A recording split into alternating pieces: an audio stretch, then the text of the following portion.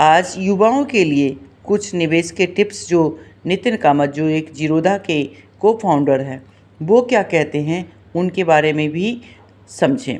और ये चीज़ मैं आपको पहले भी बता चुकी हूँ, लेकिन फिर भी हम इस पे एक बार विचार देखते हैं।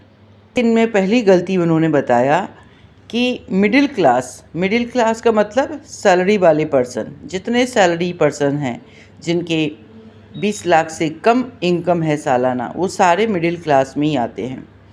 तो वो क्या करते हैं, मिडिल क्लास के लोगों को आर्थिक रूप से काफ़ी पीछे धकेलती ये गलतियां हैं। ज़रूरत से ज़्यादा खरीदारी, उधार लेकर या क्रेडिट कार्ड से खरीदारी, हेल्थ इंश्योरेंस को नज़रअंदाज करना, ये जो है ये सामान्य सी गलतियां हैं जो मिडिल क्लास के लोग करते हैं।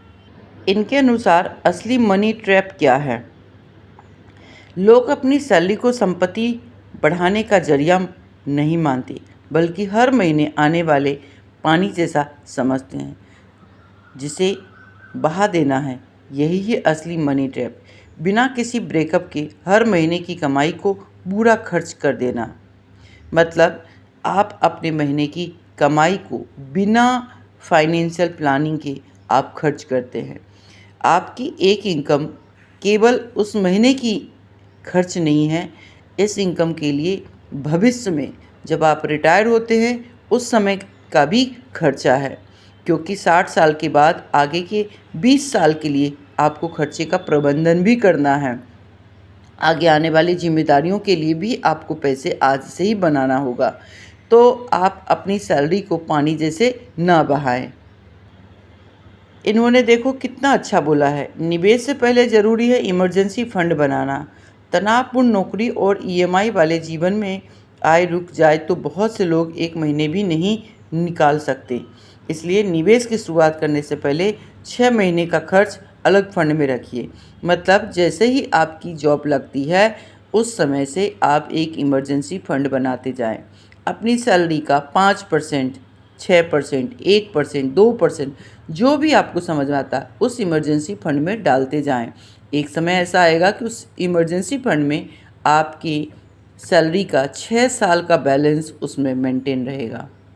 फिर बताते हैं कि सोशल स्टेटस पर बेवजह खर्च करना, ये आजकल सबसे ज़्यादा खर्चे का एक साधन बन रहा है। खपत इंसानों की सोशल स्टेटस पर भूख से जुड़ा है। पहले लोग ताकत और रिश्तों से रुतबा दिखाते थे, अब आईफोन, कार और घर से दिखाते हैं। इस ट्रेंड को बाजार खूब भुनाता है और ऐसी चीज़ें खरीदने को मजबूर करता है जिसकी ज़रूरत नहीं है। और आप अपने अलमीरा में जाकर देखेंगे, आपके अलमीरा में ही भी ऐसे कपड़े मिलेंगे जिन्हें आप सालों से नहीं पहने हैं।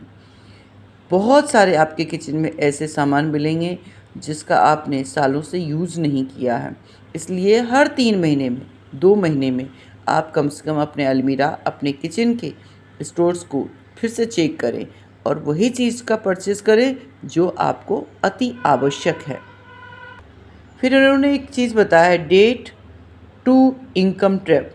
ज़्यादातर एक्सपर्ट कमाई के 36% के बराबर ईएमआई लिमिट की बात करते हैं, पर डेट टू इनकम रेस्क्यू 20% से ज़्यादा खतरनाक है। मतलब मैं बहुत सारे लोगों को देखती हूँ, 50,000 रुपये की सैलरी है, 25,000, 30,000 ईएमआई में वो मकान की ईएमआई में देते हैं। जबकि अगर 50,000 की सैलरी है तो उसका 20% मतलब कितना हुआ, 10,000। 10,000 से ज़्यादा का मकान का ईएमआई या किसी प्रकार का ईएमआई नहीं होना चाहिए।